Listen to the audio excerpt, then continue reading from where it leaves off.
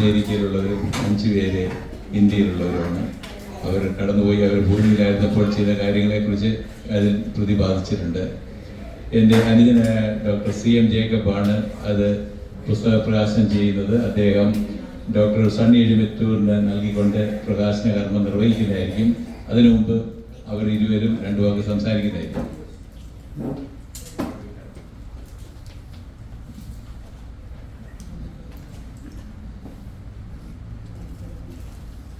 ഈ പുസ്തകത്തിന്റെ പേര് ആത്മീയ കാൽപ്പാടുകളാണ്.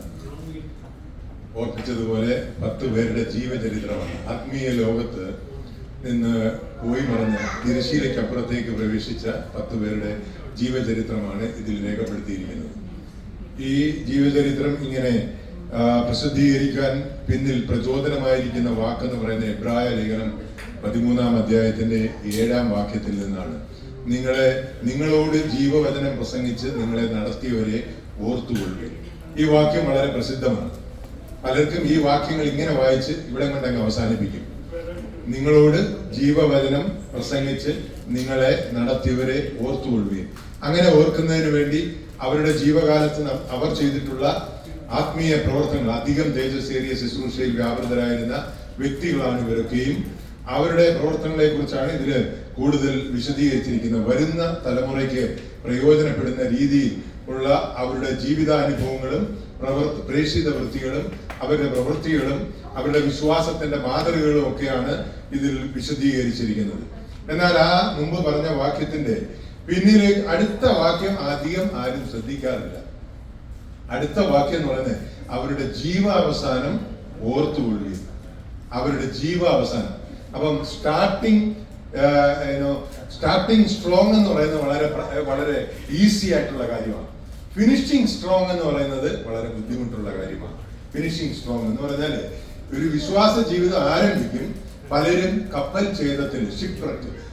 ഛേദത്തിലാവപ്പെട്ട് വിശ്വാസ ജീവിതം അവസാനിപ്പിക്കുവാൻ സാധിക്കാതെ പോകും.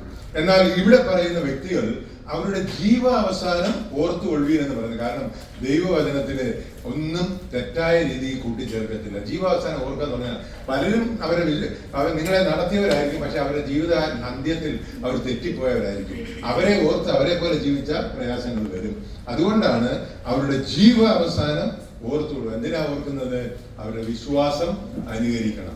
ജീവാവസാനം വരെ അവരെങ്ങനെ പിടിച്ചുകൊണ്ടിരുന്നു, ഫെയ്ത്ത്ഫുൾ ആണോ എന്ന് പ്രത്യേകം ശ്രദ്ധിക്കണം. അങ്ങനെയുള്ളവരെയാണ് നാം അനുകരിക്കേണ്ടത്. അതാണ് ഈ പുസ്തകത്തിൽ രേഖപ്പെടുത്തിയിരിക്കുന്നത്. പ്രത്യേകം ഈ പുസ്തകം പ്രകാശനം ചെയ്യുന്നതിനായിട്ട് എന്നെ ക്ഷണിച്ചതിൽ അതിയായ സന്തോഷമുണ്ട്. ഈ പുസ്തകം ഈ തരുണത്തിൽ ഡോക്ടർ സണ്ണി എഴുമറ്റൂരിന് നൽകിക്കൊണ്ട് ഇതിന്റെ പ്രകാശന കർമ്മം നിർവഹിക്കുവാൻ ഞാൻ ശരണപ്പെടുകയാണ്. പ്രത്യേകം ഈ പുസ്തകം അനേകർക്ക് ഒരു ആശ്വാസവും പ്രചോദനവും ആയി തീരട്ടെ എന്ന് ആശംസിക്കുന്നു.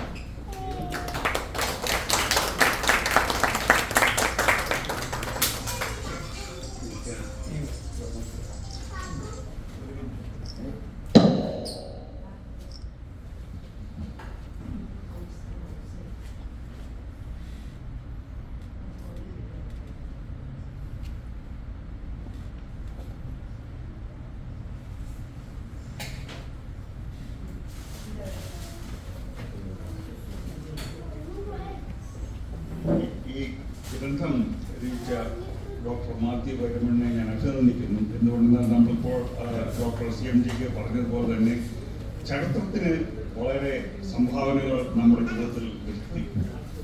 നമ്മൾ ചരിത്രം പരിശോധിച്ചാൽ നെപ്പോളിയൻ ബോണപ്പാർട്ട് ലോകത്തിലെ മഹാന്മാരെല്ലാം മറ്റുള്ള മഹാന്മാരുടെ ജീവചരിത്രം വായിച്ചാണ് അവരുടെ ജീവിതത്തിൽ എത്തുന്ന നിലയിൽ എത്തിയിട്ടുള്ളത്.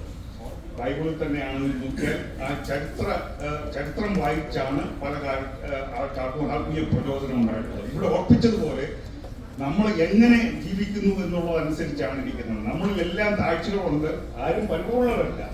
എന്നാൽ അവസാനം വരെ നിന്നാൽ മറ്റുള്ളവർക്ക് മാതൃകയായിരിക്കും. നമ്മൾ ലോക ചരിത്രത്തിൽ നോക്കിയാൽ ഡോക്ടർ ബില്ലി ഗ്രഹാം അവസാനം വരെ യാതൊരു വിധമായിട്ടുള്ള ഒരു ആരോപണമില്ലാതെ ഏറ്റവും പരിശുദ്ധമായ രീതിയിൽ ജീവിച്ച് ആ മാർഗദർശിയായിട്ട് ഇന്ന് ലോകത്തിൽ ജീവിക്കുന്നു. അതുപോലെ തന്നെ ഏറ്റവും പ്രസിദ്ധമായ ചില TV പ്രീച്ചേഴ്സ് ഒക്കെ ഉണ്ട്. അന്ത്യം വളരെ ദുഃഖകരമായിരുന്നു.